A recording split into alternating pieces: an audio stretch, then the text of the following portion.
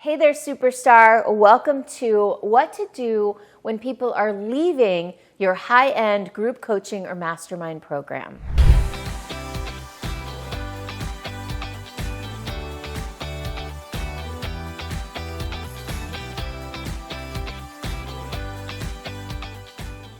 If you're watching this video, then you may be in the uncomfortable position of watching people leave your program. First things first, I want to tell you it's okay. And I know how you feel, and I'm sorry. And I'm sending you love and compassion because I've been there. I'll tell you a little bit about my story later, but first I want to tell you a little bit more about what's in this video. So in this video, I'm going to share with you a process that you can go through with yourself to identify maybe what's going on, why people are leaving, what's not working out, and then how to put in place some strategies, some systems, some processes and procedures to help you retain your clients and even to foster a more vibrant and long-lasting culture. Now, before we dive into this, I want to preface this video by saying that this may be some of the hardest work you've ever done and even ever do in your business. I'll also say that it is the kind of hard work that can change everything in your life and in your business. Maybe this is a good time to tell you a little bit about my story so you know where I'm coming from.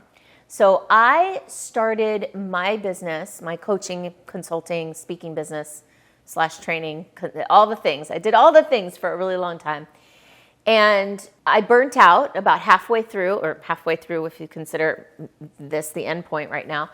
I burned out around 7.5 years in, and then I redid everything, started over as a group coaching program. And initially I did the group coaching program because I wanted more money, more time, more freedom, all the strategic things. And I had a little bit of a vision about what I wanted to create, but mostly I was creating from, I want to make more money, I want to have more stability. I wasn't really creating the group program from my vision, from my passion. And that was probably that was indeed the first mistake, right? If we think about it, there really are no mistakes, but if there were, that would be it. And so what ended up happening was I would enroll people and then I would coach them, work with them, and I was really the main thing that they were enrolling in, right? When they enrolled in the group program, it was because they wanted to work with me and I had a group program, so they were kind of stuck with a group program. And so what ended up happening was it was a lot of work. There was a lot of neediness. There was a lot of, I need you, Michelle. I need your brain. I need your time. I need your ideas. And at the end of the year, people, maybe they had a good experience. Most of them did, but they didn't stay because there was no real culture. There was nothing holding them there except for working with me. And the truth is, I was getting resentful and frustrated. I was feeling pulled in a million directions. I was getting burnt out and exhausted.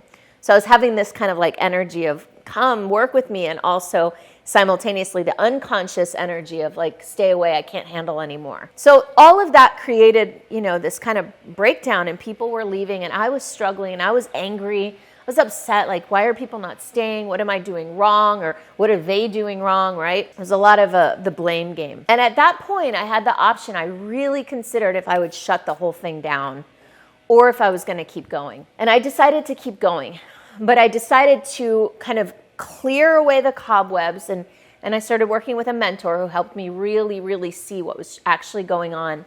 And that mentor explained to me that what I needed to create was a culture, was a community, was something that fostered people's belonging, that helped them want to be in community, and that wasn't so Michelle-centric. And so from that place, I redid a lot of things. I redid how I enrolled clients, who I was enrolling. I mean, I did a lot of things in several years. So I'm going to just kind of bang out a few of them, and then we're going to get into what you can do. So I started enrolling differently. I started enrolling from vision, enrolling only people that were a right fit to work with me, that were a right fit for each other. I started enrolling people that were more similar in the sense that they were in the same industry. They were all speakers, authors, coaches, instead of having people from all sorts of different industries.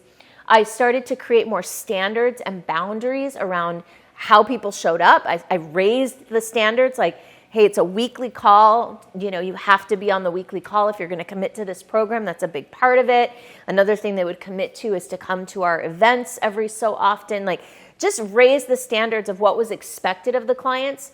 Before that, it was always about what was expected of me, with very little from what was expected of the clients. So started doing that. I started educating people about the personal development work that I was doing, started to help them elevate in that way. So I put a lot of things in place. I changed the way we did our onboarding so that the first 90 days were more of a wow experience.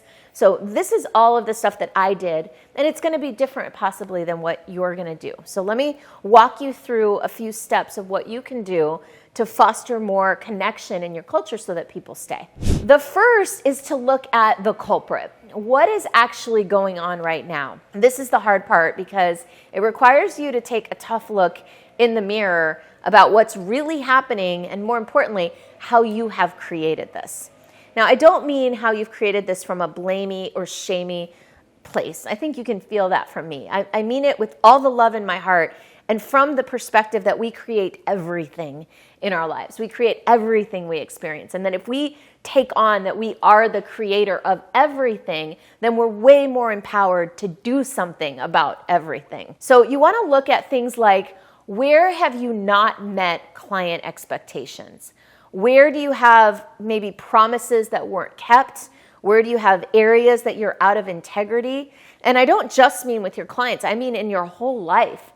Where are you out of integrity? For example, one thing that I've discovered is that when I'm not in financial integrity, I find that things start to break down with my clients. So let's say there's a payment I haven't made or a dispute that has not been resolved.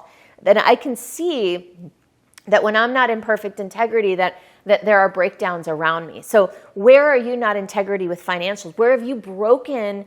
Maybe let's say you canceled a coaching agreement, or you didn't complete payments on something, or you signed up for an alarm company thing and then you canceled it and never paid anymore. This actually happened to me. Like, clean up all your financial situations all around, and you'll find that any financial issues you're having with your clients might actually kind of magically resolve. Look at where in your culture you have any sort of victim dynamics playing out, where you've got people coming to you to be the hero, the savior, and then of course you can never live up to those expectations. Is that how you're selling? Is that how you're enrolling people? Are you enrolling from the energy of let me fix you, let me help you, let me save you? Are you enrolling from the energy of let me guide you, let me partner with you, let me show you? Are your clients making a significant enough of commitment up front?